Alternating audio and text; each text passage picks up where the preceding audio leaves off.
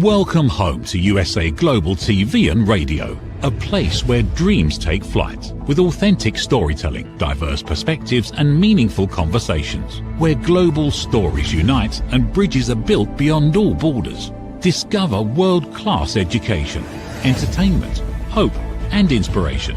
Together, we're building bridges worldwide. Subscribe to our channel, USA Global TV. Download our app, USA Global TV. Be our guest or join our team. Visit usaglobaltv.com. Thanks to our founder and executive producer, Dr. Jacqueline Kerbeck. Music score by Yeffy Tang from Cloud Road Music. Voiceover artist Mike Porter. Creative direction by Paul Garcia. USA Global TV and Radio, your home for global connection. All rights reserved. This video and its contents are the exclusive property of USA Global TV and Radio. Unauthorized use, duplication or redistribution in any form is strictly prohibited. Red O'Loughlin today. We're on the third show, back to back to back. We just started out with the corner bookstore, then the wise ones, and now we're on Talking Heads. Let me go ahead and get my slides lined up here. Get them. There we go. First one. Today we're talking about diet, health, and aging. All of those are interrelated in many, many ways. I have a new book coming out, and I'm going to be going into health and aging and disease. And I want to make sure that we can cover a lot of this up front on some of the programs that we're doing here. So we're seeing live streaming on Amazon Fire, E360 TV, YouTube, a couple of channels there, more than that actually. Android TV, social media, many, many more. I think about a dozen active video channels, and then some follow-ups later with the podcasts and audio, etc. All of my shows are for awareness and education. My website is redolaughlin.com. That's red like R-E-D, O'Loughlin, OLAUGHLIN.com. All my books are there. Social media, contact information, my preferred methods of contact are by phone or by email. All of the shows that you see here on USA Global TV and Radio Network are live off of YouTube, a couple different channels there, but they're also archived there. So if you wanted to go back and catch a show I did maybe several months ago on pain or something like that, just go in there and do the appropriate searches. But most of my stuff is, I consider myself to be a translator of complexity, particularly in the human body. So I look at root cause analysis. I've been involved in that many, many, many years. And so I start looking what's happening at the cellular level in the body, biologically, chemically. If this causes that to happen, what can we expect? Can we slow it down? Can we speed it up? So I try to translate this into decisions that people can act on. Focus on what helps, but also what doesn't help. And I provide essentially what I consider to be decision support manuals for aging. Take my information, go to the doctor, talk to him, and say, "Hey, doc, what about this?" And that's where I see most of my benefits coming from. I'm a researcher, never been in the medical or pharmaceutical fields. My first degree was in chemistry. Got an invitation to Vietnam, so never really practiced until here more recently. Got a total of 5 academic degrees, a bunch of professional certifications. Primarily in the areas of quality assurance, reliability engineering, and logistics engineering. Spent 31 years in the Navy, flew for 16, retired as a Navy captain. And I need to update my slide. I've been to 61 countries with the Navy, but now my country total is up to 64. Just got back, my wife and I, from a cruise. I specialize in cause and effect relationships. If you can treat a cause, you can generally try to pretty decent chance of treating whatever's wrong with you. But if you're treating symptoms, you're not treating the cause, and the cause could get worse. I've been married 57 years. This summer will be 58. A couple of kids, 3 grandkids, and 1 great grandson. Just celebrated his 2nd birthday here in January. Best-selling author, independent publisher, distinguished Toastmaster, writer forever, international TV host, #1 most valued team player on the USA Global TV and Radio Network, and I was the #3 host in 2025. My book, Longevity Secrets to Healthy Aging, focuses on 2 aspects of aging that I wrote 10 years ago about, and it's still of immense value today, but the book I'm writing now, called Aging Sucks, is the one that's actually going to take and be a follow-on to the book Longevity Secrets, because I'm looking at going into the details of the hallmarks of aging, the hallmarks of health, and the pathways of disease. And the Aging Sucks book cover has not been defined yet. Hopefully very soon. I've been working on that here off and on. But my programs are for information, educational purposes, awareness. Disclaimer. Today in all my talking head shows is for educational, informational purposes. Does not constitute medical advice, diagnosis, or treatment. If I reference a particular compound, it's strictly in a research context. And I provide that information so that you can consult qualified medical professionals about your health. So if you have something going on, you're on a prescription drug, and I say, hey, this might be of some interest, take that information, write it down, do a little research on your own, take it to your doctor, say, hey, doc, what about this? And you'd be surprised. A lot of times they will actually work with you. My next book coming out summer this year, Aging Sucks. I also have a webinar series that I'm going to talk about aging, health, disease, heart health, brain health, pain, a lot of things that help us get through our daily lives. Aging doesn't have to suck. In fact, I think there's a small percentage of us when I say aging sucks, they laugh at it and someone says, well, I don't think it sucks. Okay, well, that's a small percentage, probably less than 10%. But most of us believe it does. Aging involves a lot of interactions, many that we don't even understand, some that haven't even been defined yet. We do some things right, we do some things wrong, and some we don't do at all because we don't even know what to do. And that's what my program comes into. What can we do? Why are we doing it? So let me tell you a little bit about why I think diet's important. My aha story, my wife's story. A little over 10 years ago, my wife came down with breast cancer. She had surgery, lumpectomy, successful, but they recommended, because she had a couple lymph nodes that were challenged, that she go through chemo. So she went through months of chemo. I mean, it was just absolute worst part of her life, my life too. Fatigue dominated everything. And I had been a chemistry major. I got my degree in it, but never really practiced it. Once or twice off and on at different companies I was at, but never for more than a moment or two. But I started thinking as I was going through her as a caregiver, I wonder what can I do to find out, is there something there that can help? So one by one, I started looking at the side effects and the drugs were causing, and what can we do about it? And little by little, we were making some progress, but nothing worked at all with regard to fatigue. And just about the time she was done with her chemotherapy, the radiologist told us that radiation therapy would probably make it worse, wouldn't get any better. Anyway, that was the word on the street. So in between her chemo and radiation, I extended the duration of that absence of treatment to give my wife some time to recuperate over it. I read this book called The Walls Protocol by Dr. Terry Wall. She talked about 4 different pillars for health, one being diet, exercise, stress management, and sleep and toxins. And she had been late in life, came down with MS, kept getting worse and worse no matter what. She finally ended up in a wheelchair for years. And she basically did her own research on herself. And so she put herself on her own protocol, no matter what the doctors did with all the programs they had, none of that worked. But with diet, she was able within 3 months to get out of a wheelchair and walk with a walker. Within 3 months, she was walking using a cane. By the end of the year, she was bicycling 18 miles almost daily. And it was all because of diet. I thought they were handling some of the other stuff, but her diet was fairly simple. A couple leafy green vegetables, a couple of colored fruits and vegetables, but the color had to go all the way through the vegetable. If you think about a blueberry versus an eggplant, a lot of sulfur-laden vegetables and some protein, healthy fats, and basically 1 cup of raw, whatever it was, or half a cup of cooked. The only thing I did to that particular protocol was I changed the protein based on some other research I had done, saying change the protein every 48 hours. Don't keep the same protein day after day after day. And it was interesting. Within 48 hours of her starting this new diet, her chemo fog disappeared. Literally, the fatigue went away. She was taking 1 or 2, sometimes 3, 2 or 3 hour naps a day. I mean, just not eating, sleeping all the time. It disappeared. She wasn't taking any naps. Boom, it's gone. She went through all her radiation, weeks of that. The last day we went to the radiation treatment, jumped in the car. When we left the parking lot, we drove to Jacksonville, Texas, about 1,000 miles from Houston. And 48 hours later, we're heading back.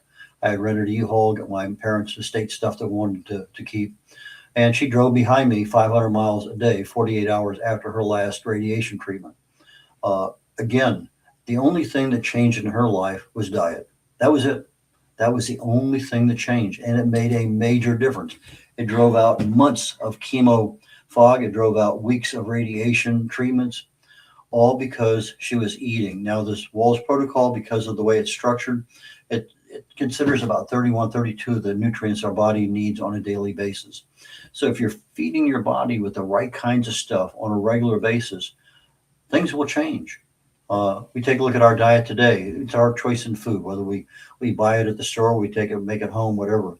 But it's the types of foods, the kinds of foods, the amount, when we eat, a lot of different aspects focus around our food choices. If we eat nothing, initially it's pretty good. Generally in about a day, autophagy starts up, and that's super good for us as far as cleaning out our bodies, our cells, recycling things. But if you take it to extreme, you basically start to starve to death. And there's been some people that literally did take it to extreme. They overcame the cancer. The cancer died in their body, but they died because of starvation. So, there has to be some smartness to this thing. A lot of us eat too much. Obesity becomes an issue, or maybe you're just carrying that extra 30 or 40 pounds you don't really want to carry. And that's bad from a degree too, because that presents an extra health risk. That fat around your gut actually becomes almost like another organ. It almost like a life support system unto itself. And sometimes we eat the wrong stuff, and we end up with deficiencies in this, or metabolic issues, cardiovascular issues. So just because we're eating doesn't necessarily mean everything is copacetic. So we need the right balance and the right timing, because if we're eating everything late at night, the quality of our sleep is going to be disturbed. And that becomes a major portion in our health too, because we need quality of sleep in order to get our bodies repaired properly. Let's see, 1994, 95 time frame, I started reading a book, The Atkins Diet. I think I read 4, maybe 5 books on it. And I said, that's pretty neat. So I started it, and whoa, 4 months, I dropped 40 some pounds, 8 inches. I was a happy camper. I couldn't believe it. I went back on active duty, went over, spent a couple of years in New York City, a couple of years in the Bay Area, California, spent another couple of years in Germany. And I thought this was great. I spent 6 years. I just peak of my health, I thought. The only thing I noticed was I could easily run 6 or 8 miles without even batting an eye, but I'd get about a mile, mile and a half, couldn't even get 2 miles. I was out of gas. I had no reserve. Okay, I could live with that. I enjoyed life. I was happy. It was easy to maintain. And I would find out, well, I'm living in Germany. I'd go down to Italy for the weekend. And on Atkins, you're not eating any carbs. I go down there and pig out on pasta and bread and whatever. And I come back, I do 11, 12, 13 pounds more than I did when I went down. Water weight gain. And 2 weeks later, I'm back to my regular weight, happy as a lark. But I got out of the military there in 99, retired with 31 years. And I had my first bone density test. I thought, hey, I've been a runner for decades. I've been lifting weights for decades. I should have some of the best bones ever. Well, it turned out I was osteopenia. Shocked me. I didn't know why. It took me actually a little while to figure it out. So when you start doing the exploration of what causes calcium to get into the bone, well, it actually requires a lot of things. But to make this thing simple for the show today, you need calcium. You need the right kind of calcium. If you don't have the right kind, it's very, very difficult to get it into your bloodstream. Magnesium helps, but most of us are deficient in magnesium. So the magnesium helps that calcium get in to a bioabsorbable function. If I have enough vitamin D3, when the calcium leaves my stomach, goes to the duodenum, if the vitamin D3 is there, it'll be sucked into the bloodstream. If not, it ends up in the toilet. If I don't have enough vitamin K2, that calcium goes to my blood vessels, my arteries, heart valves. It goes to the places I don't want as plaque. And so I need to have that vitamin K2 to get it to my bones. Okay, that's great. A lot of stuff to get it to the bones. But once it gets to the bones, the things that get it there don't keep it there. So I need my calcium to stay in my bones. I have to have a higher pH than normal. So most of the times, if you look at just a normal level pH, it's 7.0. It's neutral. Anything less than 7 is acidic. Anything more is alkaline. Well, our blood vessels, our bloodstream needs a pH of 7.35. And when it's not there, it goes into the bones and grabs calcium, takes it into the bloodstream, and maintains a pH of 7.35. Well, it turns out that thinking, breathing, working, anything we do, exercise, our metabolism gives acidic byproducts. So our pH goes down. Proteins, fats, carbs all provide an acidic byproduct. So if I have a Whataburger and I'm eating, and all of a sudden I can take my pH, 6.5. Well, that's not good, because now my bloodstream requires a 7.3 or higher, and it's not there. But if I'm not eating enough fruits and veggies, my body is not going to ever achieve an alkaline state. So the fruits and veggies have to offset our metabolism. They need to offset our proteins, our fats, and our carbs. And so fruits and veggies become very important. But you know something? I went back and I checked a couple of newer books on the Atkins diet. It's not in there. It doesn't even talk about the fact that your body becomes acidic, and this becomes an issue, major health issue, if you haven't become old enough, because you end up with brittle bone and other things. So, but it's one of those things that you learn over time. Well, hopefully we learn over time. So, but what about everything else? If you're a viewer of my show, often you know that I talk about lifestyle choices, what we eat, our stress management, our exercise, our sleep habits. All of those things add up to our lifestyle choices, the things we do every single day of our lives, or should do. Maybe sometimes we don't exercise. Maybe sometimes we don't manage our stress. Maybe sometimes we disrupt our sleep with late night snacks and alcohol and who knows what. Just lots of things get in the way. Life happens. But if we actually started seriously thinking about how can diet affect my health, my aging, and my retirement ability to do what I want to do. Now, I'm almost 80. I'm in retirement, have been for quite a while, almost 20 years almost, seems like. But a lot of my audience is not. And so part of this program today, awareness, that's the first step. Okay, this is something new. Education, let's learn a little bit more about it. But the ability to take action. In some cases, if you're a healthy enough person, just do it. But if you're on prescription meds and you're under doctor's care, don't, because that's not the smartest thing to do. Sometimes you're on prescription med for a reason and you start making some change willy-nilly. That's not the best part. That's not a good, smart decision. But if I take a look at my gut is what they call the second brain. And I have microbiome down there, and it needs stability. 80% of my immune system operates out of my gut. So if I'm going into my gut and I have good, natural, healthy things there, I got a pretty decent immune system. I'm pretty healthy, good brain health. A lot of things are going in there. But I need balance. I can't end up with a gut that's going up and down, back and forth. And so I got to make sure that I have the right kinds of probiotics that keep that balance in my gut, but also the right kinds of prebiotics that fertilize the gut in order to keep the balance there. So, but with diet, lots of things happen in life. I can remember one time I had 2 food sensitivities that didn't make any sense at all. One was tomatoes. I ate a tomato and my lips started to burn. Well, that lasted 3 or 4 months, went away. I was a runner in New Orleans. We'd run 3, 4, 5 days, at least 4 days a week. And one of the things of being there was you could go get beer at the truck after you were done running. And it turns out I could get a cup of beer, no problem at all. But the second cup, I get headaches. I mean, bad headaches. Oh, whoa, what's going on? I didn't know what was going on. An allergy to something in that one. I could take that same beer from a bottle or a can, not have a problem. But from the truck, I had a problem. So I had to be content with 1 cup or go somewhere else. And that, again, that lasted for several months. But we have food sensitivities, insensitivity, allergy. We talk about gluten. We talk about lactose intolerant. We talk about, there's a lot of things that our bodies develop over time. So if our gut, we experience bloating or pain or gas, we have nausea, headaches, rashes, brain fog, not fog.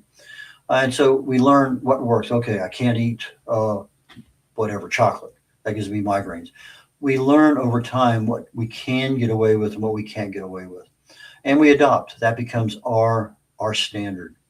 But if we keep our stomach happy, our brain is generally happy, and our body is generally happy. I say happy mitochondria at the cellular level, happy health, because those are the things that control everything at the very bottom. So stomach is a big deal, and all the food we put in there becomes part of that. Our autoimmune system from our gut, over 100, 130, 140 different diseases come out of that autoimmunity issue. A lot of problems can develop because of gut issues. So we need to be careful. Fasting, one of those things that I try to do, and I have done for ever and ever and ever from years. I try to do a 72-hour fast every month. Sometimes it's 100, sometimes it's 200 hours. But I do a fast every month to promote autophagy. That's where the cells are cleaned out, all the trash is removed, all the garbage is there, everything is recycled. It starts at about 18 hours, about 100%, about 72 hours. But fasting can be extended. In other words, 72-hour fast, 100-hour fast, or it can be intermittent, 18, 20-hour fast. There's benefits to that. It can be one meal a day, 22, 23-hour fast. But there's a lot of benefits to fasting. Probably a 72-hour fast is, I think, probably the healthiest thing a person can do. I'm not sure there's something healthier that I can tell you. Gerontologist called Dr. Walter Longo, USC, his Longevity Institute. I'm going to say 10 years ago, he got me involved in the 72-hour fast, because it says 72-hour fast will rebuild your immune system from scratch. And literally it does. And so he started working some more.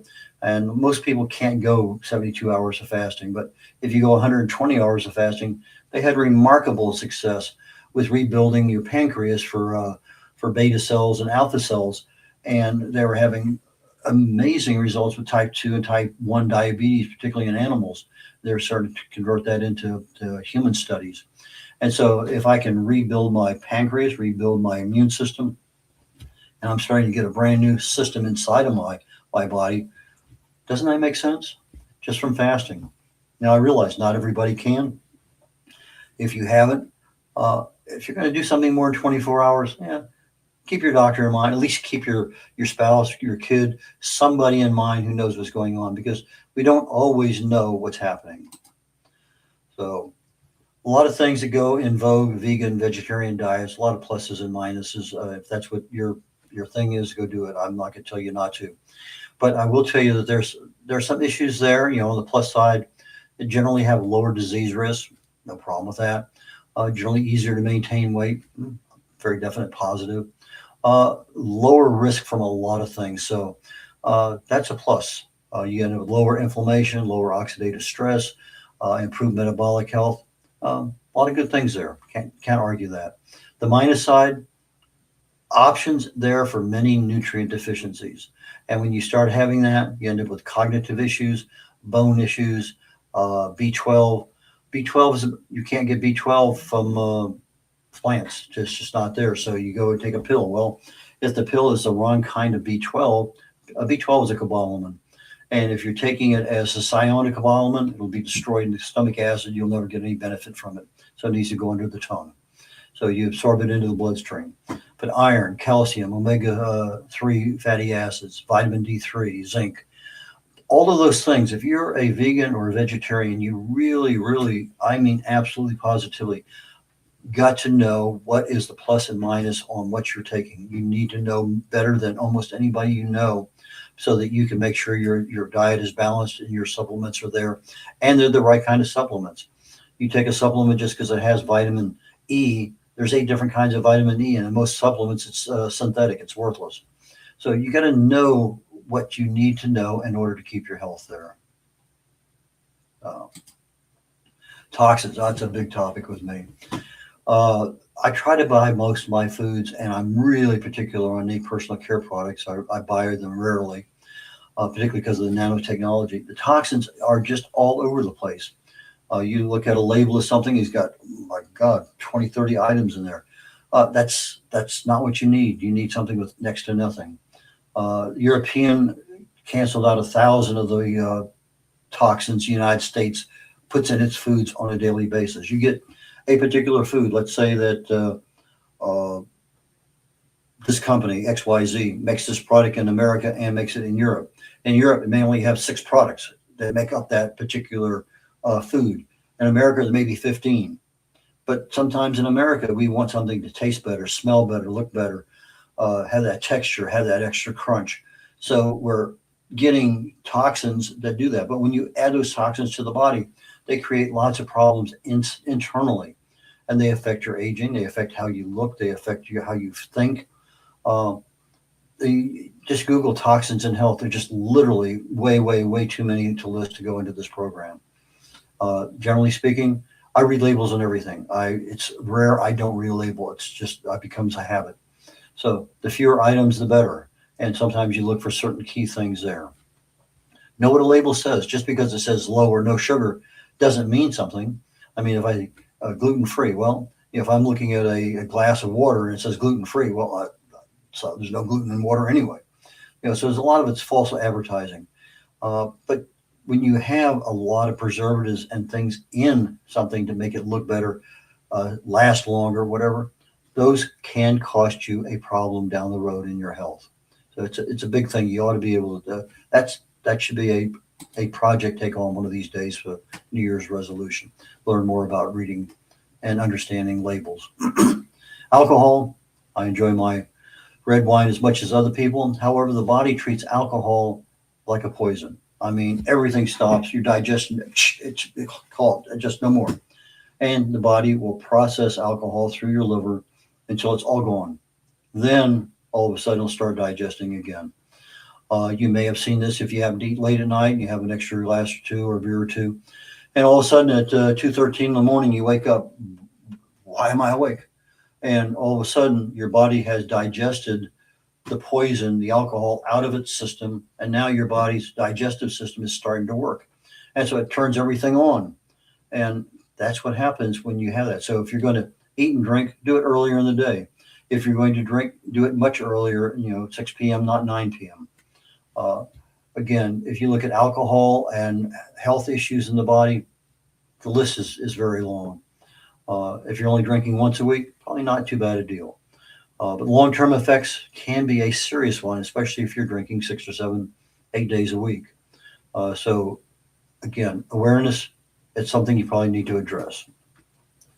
But the digestion is something that it's noticeable when you wake up in the middle of the night and you don't know why you woke up. That might be one of the reasons.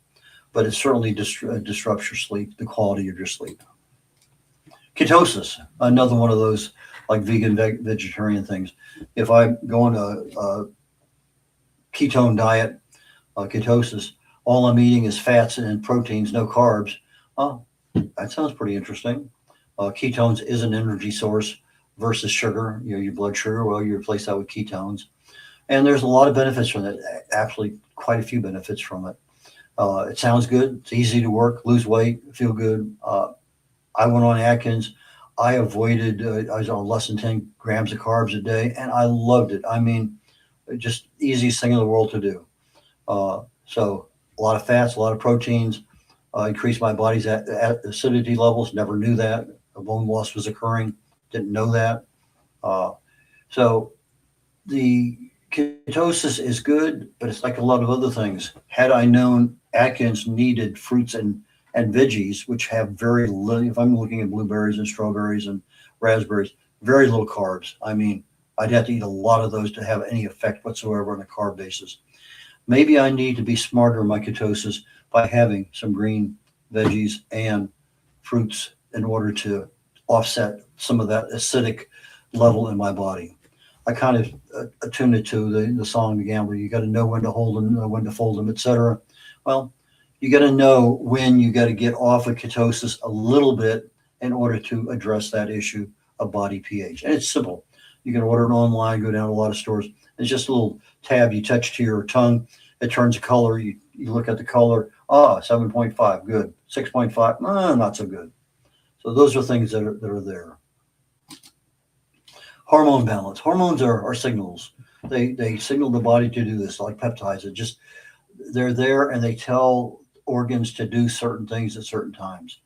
And when we have our right level of the right kinds of fats and fibers and proteins and nutrients, hormones are pretty happy, chemicals in the body. But they sometimes get out of balance because we don't eat the right things. We don't have, maybe I'm a vegetarian. I'm not eating my proteins. I'm not getting my amino acids. Maybe I'm more of a standard American diet where it's more omega-6 fatty acids than omega-3, which makes my body inflamed, which causes a problem with balance here, there, and yonder. So a lot of intertwining things happen at the same time, and we don't really know much about them. We know about sugar insulin resistance. That's something I think that most people say, yeah, I've heard the term. I kind of know what it is. But do you know what leptin resistance is, or ghrelin resistance, or adiponectin resistance, cortisol resistance? Those are all things that are revolving around that sugar insulin resistance issue. Because when your body, you eat food and you have fat in your gut, it's sending messages back and forth to the brain between ghrelin and leptin and adiponectin, and so you get these communication things going. But if all of a sudden the communication isn't going because there's resistance to having that thing going, now you end up with insulin resistance and leptin resistance and something else.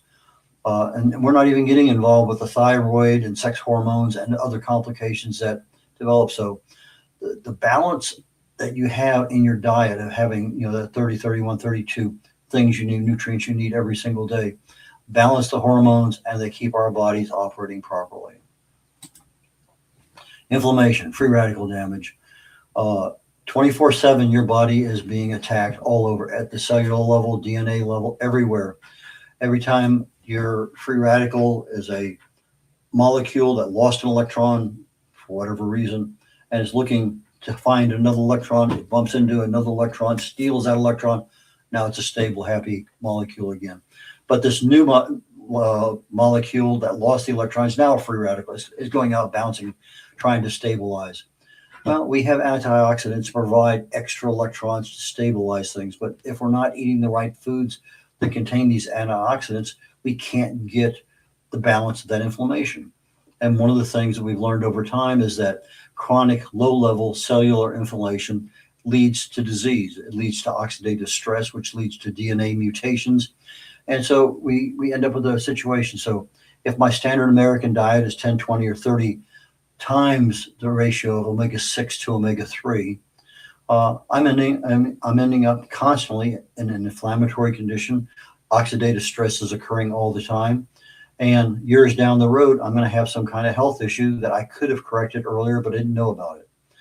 Ideally, omega-6 to omega-3 ratio should be no more than 4-to-1. 1-to-1 would be a great ratio, but 4-to-1 is healthy because both omega-6s and omega-3s are essential fatty acids. We have to get them from our foods.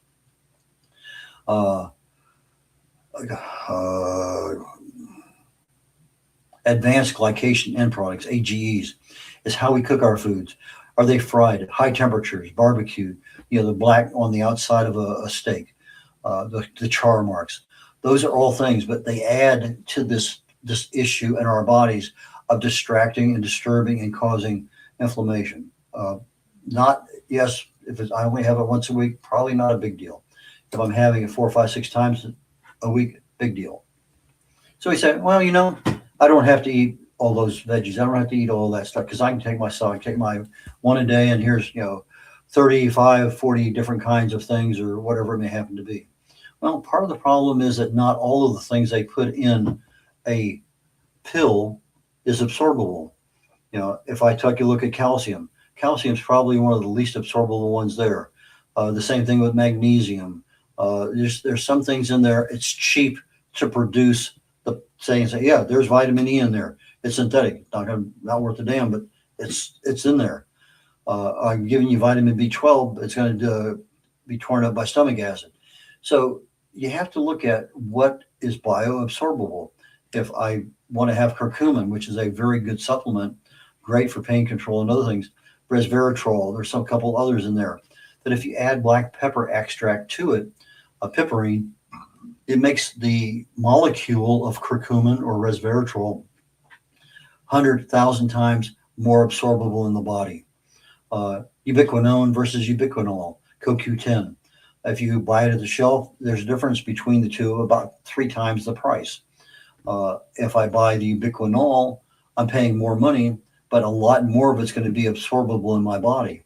If I buy the lower price option of ubiquinone for CoQ10. Yeah, it gets in the body, but 2 or 3 or 5% at most actually becomes effective in the body. So sometimes you got to pay a little bit more to get something that's actually going to be usable. B12, I mentioned earlier, is a cobalamin. Methylcobalamin dissolves under the tongue. Cyanocobalamin is in a pill. It ends up in your stomach and it's dissolved.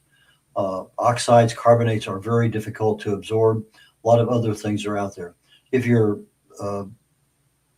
multivitamin is in liquid, that's a plus. If you're taking it under the tongue, that's again another plus because you're bypassing some of the things that could create a problem down the road. Hydration. I think this is a bigger problem than most people think. They have their cup of coffee or two in the morning, and then they kind of avoid water all day long. Of course, then you get the people who are drinking, 1, 2, or 3 bottles of water a day, and then you end up with the microplastic program down the road. Or if you have the people who are just drinking water out of the tap, now you have 100 plus dissolved prescription drugs that are dumped in the toilet all the time that never get processed out. So, water is an issue. There's pluses and minuses to some kinds of things out there, but hydration is important. Regardless of whatever it is, you need hydration, but you also need electrolyte balance. You hydrate too much, you start disturbing the balance of your electrolytes. I have occasionally a thing called restless leg syndrome. I'm sitting there asleep at night trying to get to sleep, and all of a sudden my leg will shift, and about 10 seconds later, shoot. And I learned a long time ago, years ago, that if I just go to the bathroom and get myself 1 or 2 potassium pills, it's gone.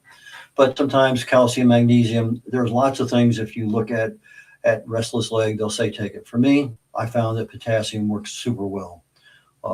Caffeine is a mild diuretic. You might have a couple, 3 cups of coffee. You're actually not necessarily sweating out caffeine, but you're losing it through urination. One of the best things about urination, the color of your urine is most noticeable. If it's a dark color, you're not getting enough fluids. If it's a light color, things are going pretty good. Sodium, calcium, potassium, magnesium, absolutely needed. They prevent your cardiovascular disease. That's your major issue when you start having electrolyte imbalance. Caloric restriction, portion control. I went a long time ago to using a salad plate. I can't even tell you how many years ago that was. And whatever goes on that plate, that's it, no seconds. If I go to a all-you-can-eat place, I try one time only. I pile it on. But I don't go back for seconds and thirds and fourths. But caloric restriction, they found that animals, 30% less food, they live longer and healthier than their cousins, their peers that don't. They keep talking about doing human studies on it, but it's so unreliable when you talk about food. A lot of testimonial data out there, but how much and when, it's an issue. So you got to choose the right kind of calories to say, I'm going to do 30% less. And then you also have to give your body time to rest and reset. So if you're eating 6 meals a day, even though they might be just 200 calories each, that's not the plus. That's actually defeating the purpose. If you're only eating twice a day, that's a plus because now your body has time to actually do the repairs it needs to do. Stress, again, a lifestyle choice, affects so many things, forces many of us to go to our comfort food, our ice cream, whatever it may happen to be. Sugar makes us feel better. Remember that Lay's commercial, can't eat just one chip? Yeah, because that fat, that texture, that crunch, that just so many things there go to the brain and say, I need another one. So the additives and the food enhances the flavor, the taste, the texture, and even sometimes the crunch that we can hear. And most of us don't do anything to manage our stress. We don't think we're stressful, but we are. Every day it adds up. Our metabolism is actually a lot smarter than we give it credit for. If you're overweight or underweight just a little bit, your metabolism will keep you there.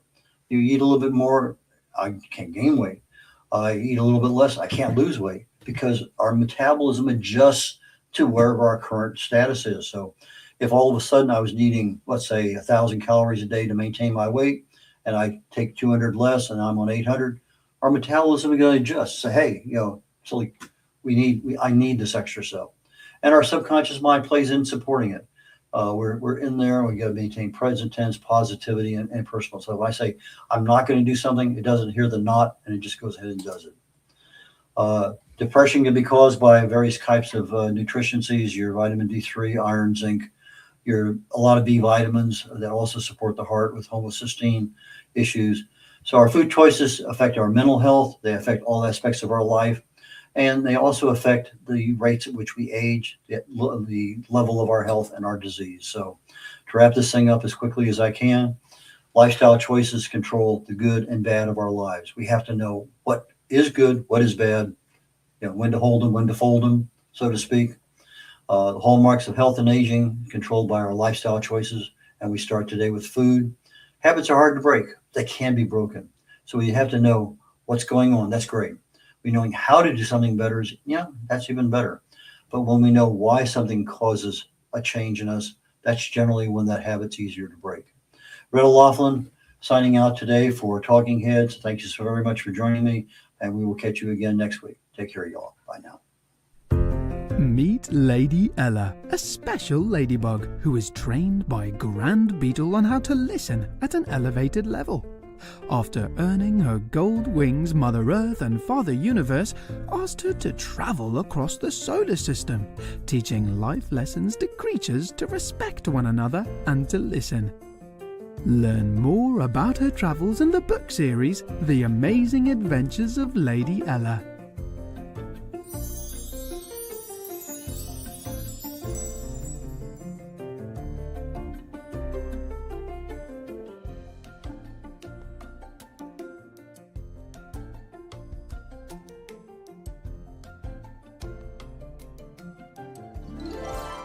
The Amazing Adventures of Lady Ella, the Listening Mentor. Lady Ella's ABCs of Listening. Lady Ella has afternoon tea in London. The ocean calls and Lady Ella listens. Lady Ella listens in the Baobab National Game Park. Lady Ella's space adventure across the universe. The magical adventures of Lady Ella and her super-powered friends. There are also collections of colouring books for parents and kids.